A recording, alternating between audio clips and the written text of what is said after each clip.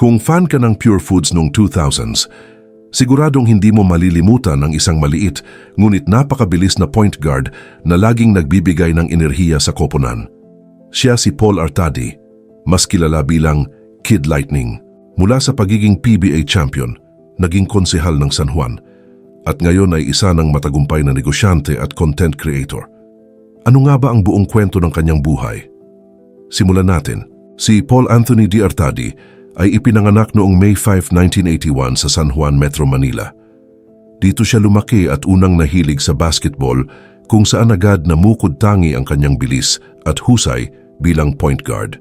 Nag-aral siya sa LaSalle Green Hills at dito niya nakuha ang bansag na Kid Lightning dahil sa kanyang mabilis na laro. Pagdating sa University of the East, nakilala niya si James Yap at nabuo ang kanilang tanyag na tambalan bilang dynamic duo ng UE Red Warriors kung saan si Yap ang scorer at si Artadi ang playmaker.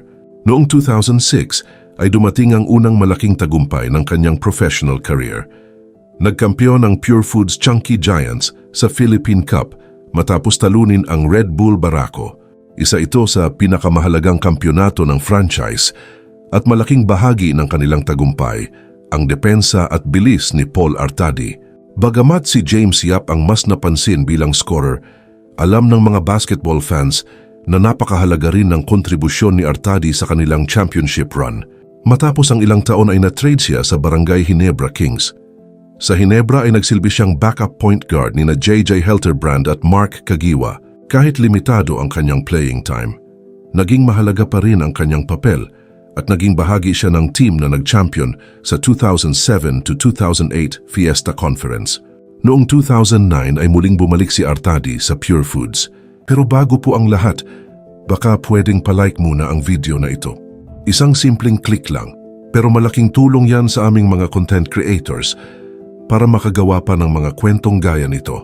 Maraming salamat po. Isa na namang masayang pagbabalik dahil muli siyang naging bahagi ng championship team ng manalo ang Pure Foods sa 2009 to 2010 Philippine Cup. Ito na ang kanyang ikatlong PBA championship. Patapos nito ay naglaro pa siya sa San Miguel Beermen, Air 21 Express, Barako Bull Energy, Meralco Bolts at Blackwater Elite. Kahit saan siya mapunta, pareho pa rin ang kanyang papel bilang veteranong point guard na nagbibigay ng depensa, bilis at hustisya sa opensa. Sa loob ng 11 taon sa PBA, nakilala si Paul Artadi bilang isa sa pinakamahusay na defensive guards ng kanyang panahon. Madalas siyang itapat laban sa mga elite point guards tulad ni na Jimmy Alapag, L.A. Tenorio, Jason Castro, Mike Cortez at Alex Cabagnot. Hindi madaling bantayan ng mga manlalarong ito, pero dahil sa kanyang sipag at walang sawang depensa, naging mahalagang sandata siya ng bawat coach na humawak sa kanya. Kung may isang bagay na talagang nagpatingkad sa kanyang pangalan, iyon ay ang kanyang bilis. Noong 2009 ay napanalunan niya ang PBA Obstacle Challenge Championship sa All-Star festivities. Sa kompetisyong ito ay napatunayan niyang isa siya sa pinakamabilis na guards sa buong liga. Lalong tumibay ang bansag niyang Kid Lightning. 3 beses din siyang napili bilang PBA All-Star noong 2004, 2009 at 2010. Bagamat hindi siya naging MVP o scoring champion, sapat ang kanyang kontribusyon upang kilalanin siya bilang isa sa mga pinakamahusay na role players ng kanyang henerasyon. Noong October 2015, nagulat ang maraming basketball fans nang ianunsyo ni Paul Artadi ang kanyang pagreretiro sa PBA sa edad na 34. Hindi ito dahil sa matinding injury o dahil wala nang gustong kumuha sa kanya. Kusang loob niyang tinapos ang kanyang basketball career upang pasukin ang mundo ng politika. Noong 2016 ay tumakbo siya bilang konsehal ng unang distrito ng San Juan sa ilalim ng tiket ni Francis Zamora. Dahil kilala na siya sa lungsod bilang dati na PBA player at tubong San Juan, nagtagumpay siya sa kanyang unang eleksyon. Muli siyang nahalal noong 2019 at 2022. Kaya umabot siya sa maximum na 3 magkakasunod na termino bilang city councilor. Sa kanyang panunungkulan ay nakatuon siya sa sports development at mga programang para sa kabataan. Bilang dating atleta, naniniwala siyang malaking tulong ang sports upang mailayo ang mga kabataan sa bisyo at kriminalidad. Ngunit tulad ng maraming nasa politika, hindi rin siya nakaiwas sa kontrobersya Noong 2024 ay nadamay ang kanyang opisina sa issue ng umano'y kickback sa tupad program matapos lumabas ang mga aligasyon laban sa ilan sa kanyang staff. Mahalagang tandaan na ang mga aligasyon ay tumutukoy sa mga tauhan ng kanyang opisina at walang naging hatol na si Artadi mismo ang nanghingi o tumanggap ng kickback. Gayunpaman, naging malaking usapin ito sa politika ng San Juan. Matapos ang 3 magkakasunod na termino bilang konsehal ng San Juan, sinabi ni Paul Artadi na wala na siyang planong bumalik sa politika.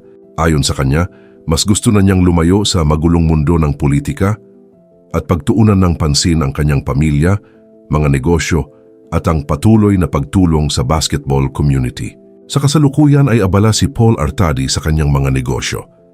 Ang pinakakilala rito ay ang Pimp Kicks, isang sneaker store na nagsimula bilang online business at kalaunan ay nagkaroon ng mga physical branches sa San Juan kabilang ang GH Mall at Jade Building. Bilang isang sneaker enthusiast, naging natural para sa kanya ang pagpasok sa ganitong negosyo.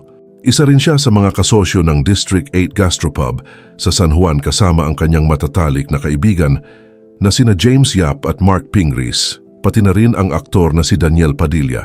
Bukod dito ay ibinahagi rin niyang plano niyang palawakin pa ang kanyang negosyo kabilang ang pagpapatayo ng sariling gas station.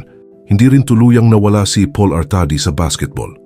Hanggang ngayon ay aktibo pa rin siyang naglalaro sa mga exhibition games kasama ang PBA Moto Club, isang grupo ng mga dating PBA stars na umiikot sa iba't ibang bansa upang makalaro ang mga overseas Filipino workers. Bukod dito ay voluntaryo rin siyang nagtuturo ng basketball sa mga kabataan upang maibahagi ang kanyang karanasan at kaalaman sa susunod na henerasyon. Sa kanyang personal na buhay ay masaya siyang namumuhay kasama ang kanyang asawang si Agi Artadi at ang kanilang mga anak. Madalas silang mapanood sa kanyang mga travel at family vlogs kung saan makikita ang kanyang pagiging hands-on na ama. Ngunit hindi rin naging puro tagumpay ang kanyang buhay. Noong 2008 ay nagsampa siya ng estafa complaint laban sa mga opisyal ng The First Cell Pawn Shop matapos umano siyang maloko ng mahigit 2 milyong piso sa isang investment scheme. Noong 2025 naman ay nanakawan sila ng kanyang asawa habang bumibiyahe sakay ng tren mula Paris patungong Belgium matapos matangay ang 2 nilang maleta. Ngayong 2026, naging usap-usapan din si Paul Artadi matapos ang hindi natuloy na exhibition game ng PBA Moto Club sa Poland.